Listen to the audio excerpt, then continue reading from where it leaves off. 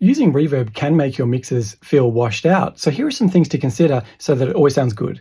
Think about the tempo of the song, the decay time of the reverb, and the busyness of the part. If you have a slow song and a fairly simple sparse part, for example, 1 or 2 words per bar, then a long decay time is going to sound fine. It'll sound very ambient and quite lush.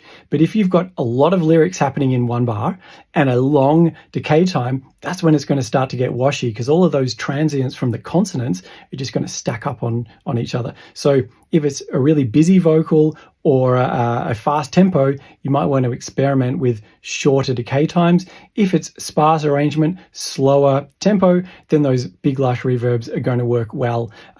You can also consider the duration of the bar in milliseconds, and half a bar in milliseconds, 2 bars in milliseconds, and set your reverb time to just a little bit shorter than those. So, it will decay just before the end of the bar. So by the time the next measure starts, you're not stacking up on reverb that's already decaying. The other thing you can do to get the reverb out of the way of the vocal, particularly those consonants, is to duck the reverb with itself. So you would put a compressor on the reverb and you would send the vocal to it, so that when the lyric is sung, the reverb is ducked by the compressor and then it blooms after the lyric has been sung. This also has the effect of bringing your vocal closer and feeling like the reverb is wrapped around it.